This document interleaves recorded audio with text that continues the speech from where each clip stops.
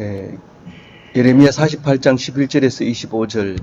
모압은 젊은 시절부터 평안하고 포로도 되지 아니하였으므로 마치 술이 그 찌꺼기 위에 있고 이 그릇에서 저 그릇으로 옮겨지지 않음 같아서 그 맛이 남아있고 냄새가 변하지 아니하였도다. 오늘 그 예레미야가 예언한 것 중에서 유다 말고, 유다 남은 자 말고, 이집트 말고, 그리고 또 그 블레셋 말고 이제 제일 가까운 모압에 대해서 예언하고 심판을 예언하고 있는데요. 오늘 48장부터 모압을 예언하고 있는데 10절까지 어제 묵상하고 오늘 11절부터 25절까지 묵상합니다. 내일 또 모압에 대해서 묵상을 합니다. 제일 가까운 사람들에게 제일 많이 아는 사항이 있기 때문에 하나님께서 그게 역사하는 이야기가 길어지게 되죠. 그래서 어제, 오늘, 내일까지 모압에 대해서 예언하는 게 나옵니다. 물론 뭐 여기 대부분은 유다에 대해서 예언을 하지만 오늘 두 번째 모압에 대해서 예언한 것 중에서 모압은 거의 이 외세의 침입을 받지 않았다. 이제 11절에 그런 이야기를 합니다.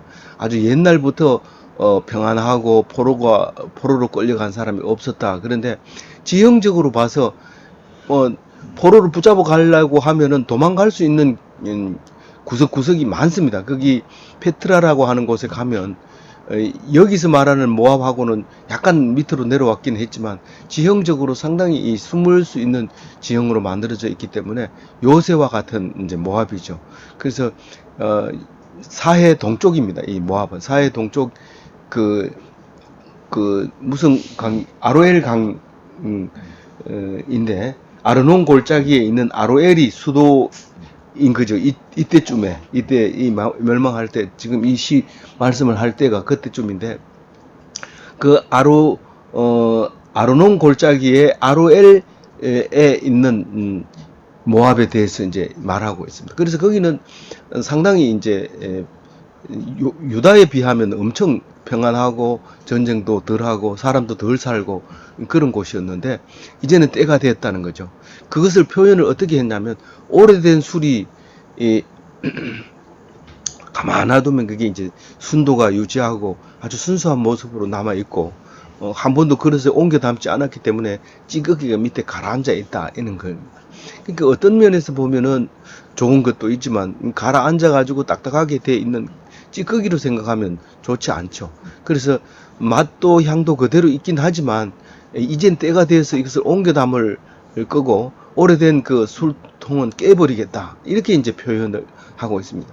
우리 사람이 술을 담궈도 그렇게 하는데 하나님도 어떤 모압을 술통 같이 만들어 놓고는 때가 되면 그것을 영원히 놔두는 게 아니라 그 이제 썩어지고 이렇게 하면 그것을 술은 술대로 옮겨 담고 찌꺼기는 버리고 이런 날이 이제 오는데 오늘 그 날이 왔다 그 얘기를 이제 하고 있습니다.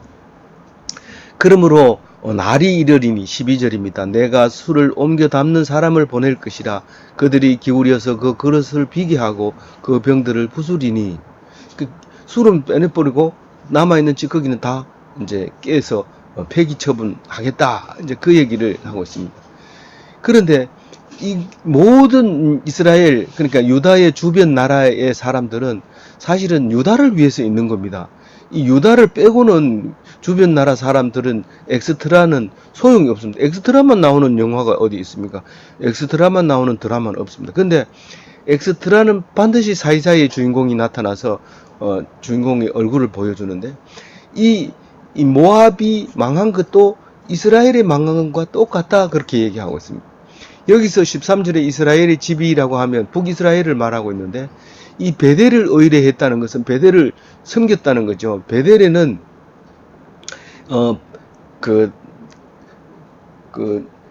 금송아지를 만들어 놨어요. 호세아서에 보면 베다윈이라고 부르면서 베다윈에 있는 금송아지라고 이렇게 부릅니다.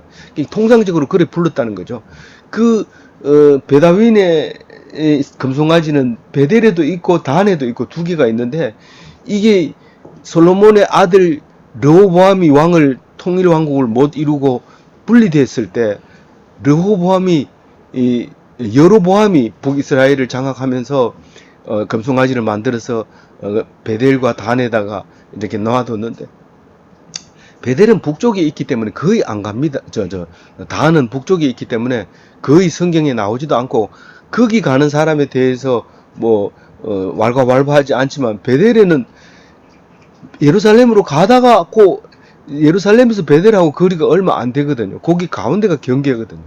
그러니까 그 베델은 사람이 엄청 많이 갑니다. 그리고 예루살렘 어디로 가냐? 예루살렘 가다. 거기 가지 마라. 여기서 섬겨라. 이렇게 해서 금송아지를 섬기게 했던 그 베델입니다. 근데 이제 여기서 13절에서 얘기하는 것은 그 사람들이 금송아지를 섬겼기 때문에 망했다. 그렇게 얘기하고 있고요. 모압은 금오스를 섬기기 때문에 또 당할 거다. 이 주변 사람들도 전부 그 유다에 망한 것은 하나님을 제대로 섬기지 않아서 그렇다는 사실을 말하기 위해서 주변 사람들을 엑스트라로 등단시키는 것을 볼 수 있습니다. 14절에 이렇게 얘기합니다. 13절하고 14절하고는 아주 다른 것처럼 표현되지만 근본은 같습니다. 14절 같이 읽어볼게요. 너희가 어찌하여 말하기를 우리는 용사요 억란한 전사라 하느냐. 스스로 교만한 것이요. 우리는 용사다. 우리는 전쟁에 져본 적이 없다. 우리는 포로가 된 적이 없다. 그러면서 대대로 내려온 용사다. 우리는 능수능란한 전투 용사다. 이렇게 얘기를 할 때 그게 틀렸다는 거예요. 그게 스스로 말하는 거니까. 하나님을 안 믿고 그 모습을 믿는 사람들은 항상 저렇게 얘기한다는 거예요. 무슨 얘기만 나오면 자기 자랑이고, 무슨 얘기만 하면 자기의 능력을 얘기하고 자꾸 자랑하는데, 요즘은 자기 PR 시대를 해서 자꾸 자랑하면 아무래도 사람들이 인기가 좋죠. 근데 그 인기 좋은 게 멸망의 지름길이라는 사실을 오늘 성경에서 말씀하고 있는 것입니다. 하나님을 믿지 않고 자기 능력을 믿는 사람은 멸망하게 된다. 그렇게 얘기를 하고 있는데요. 15절에 이렇게 얘기합니다. 하나님이 황폐되었다고 하면 끝난다. 너들이 아무리 용사고 뭐도 소용없다. 모압이 황폐하였도다. 그 성읍이 사라졌고 그 선택받은 장정들은 내려가서 죽임을 당하나니. 이 하나님이 벌써 입으로 너들은 망했다, 황폐했다 라고 얘기하면 끝나는데, 이 선택받은 장정들은 선출된 그 군인들이 지금 우리나라가 복무 연령을 줄이고 선발 인원도 좀 적게 하고 이렇게 한다고 하는데, 이것은 이제 선택받은 사람들, 전쟁할 필요가 없으니까 너희들 튼튼한 사람들만 내려가서 싸워라, 그렇게 하고 맡기게 되는데 이 사람들이 다 죽는다는 거예요.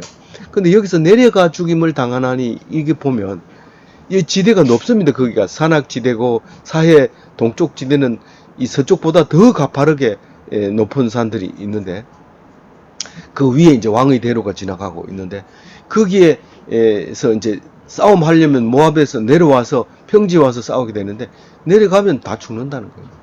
하나님이 그렇게 얘기하고 있으면서 16절에 보면 재난이 가까웠고 그 고난이 속히 닥치리로다.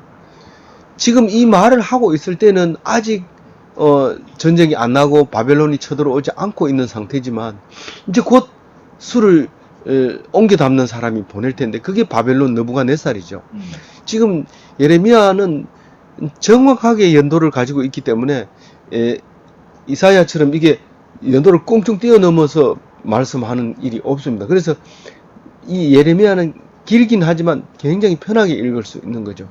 그래서 망하게 되는 모습을 17절에 얘기합니다. 사면에 있는 모든 자여, 그의 이름을 아는 모든 자여, 그를 위로하여 말하기를 어찌하여 강한 막대기가 아름다운 지팡이가 부러졌는고 할지니라.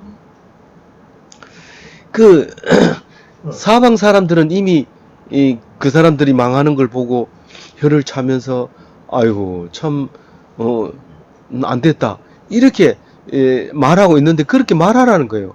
지금 말해도 된다는 거예요. 지금 그런 형편이라는 거예요. 그것을 3인칭으로 말하지 않고 하나님이 말한 걸로 지금 얘기하고 있는 거예요. 하나님이 그렇게 선포했다는 거예요. 지금 예레미야가 말하는 것을 읽어보면요, 하나님이 직접 무슨 뭐 산속에서 구름 속에서 천둥 속에서 말씀하시는 것이 아니라 사람의 입을 통해서 하나님이 하시는 것으로 그대로 봅니다. 그러니까 사람이 하는 말을 지금 하나님이 저 사람 입을 통해서 말하고 있구나. 그게 예레미야는 그게 들리는 거예요. 그게 보이는 거고. 근데 믿음이 없는 사람은 그걸 못 보고 사람으로 보고 그렇게 말한다고 가서 때리고 욕하고 이러지만, 예레미야는 그 소리를 딱 듣는 순간 이것은 하나님이 하는 소리다, 이걸 딱 알아채고 오늘 이 17절과 같은 그런 말을 하는 거예요.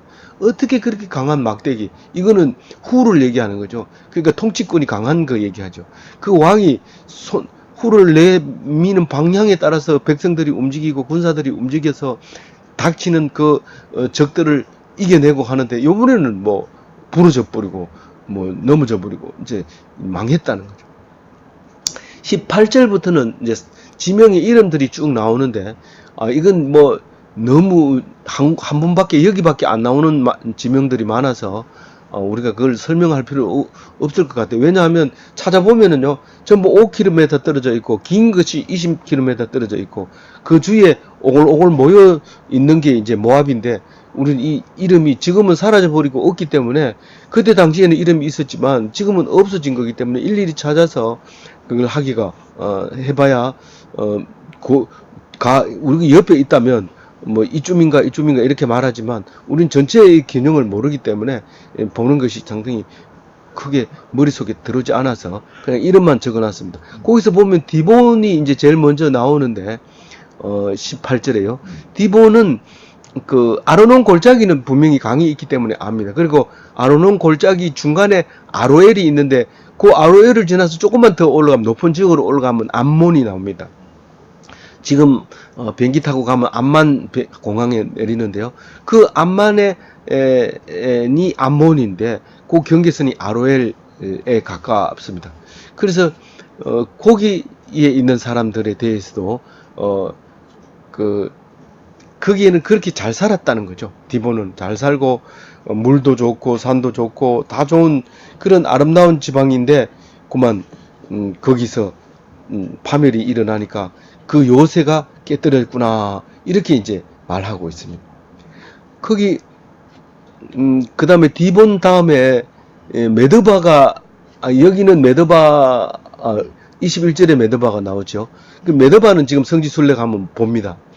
그 메드바에 가서 그 모자이크 해놓은 게 유적이 남아 있는데, 그 모자이크 유적을 보면은 사해에서 고기 잡는 장면이 나옵니다.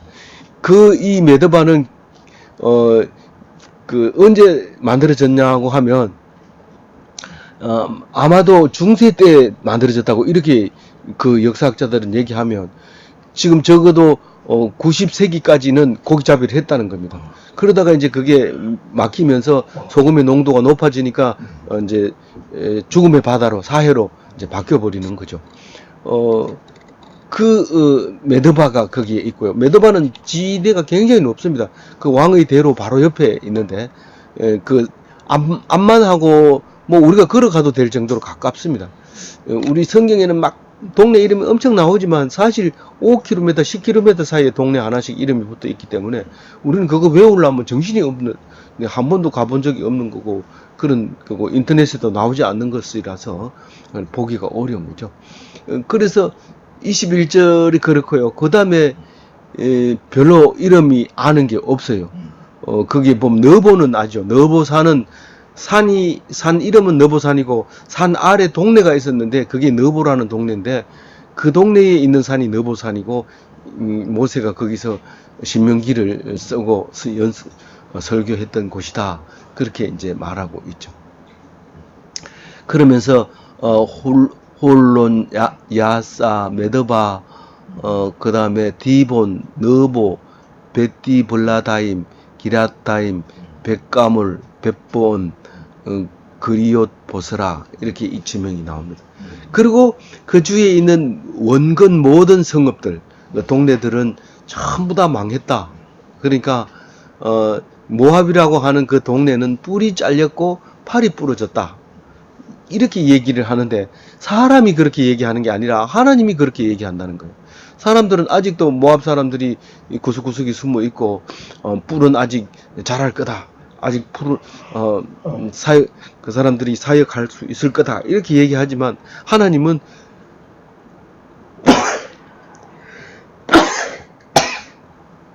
그렇게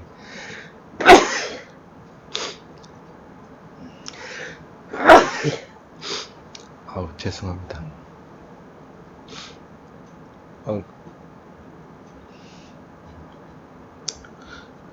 그래서 우리는 또 모압이 어떤 모습으로 멸망하는가를 뒤에 말하고 있겠지만 우리가 오늘 묵상할 것은 내가 했다 이런 소리를 하면 하나님이 아니다라고 얘기합니다. 그래서 우리는 사람의 목소리를 들으려고 내가 했다 하지 말고 내 능력이라고 하지 말고 하나님께서 했다 그런 소리를 듣는 오늘 기독교인이 되시기 바랍니다. 감사합니다.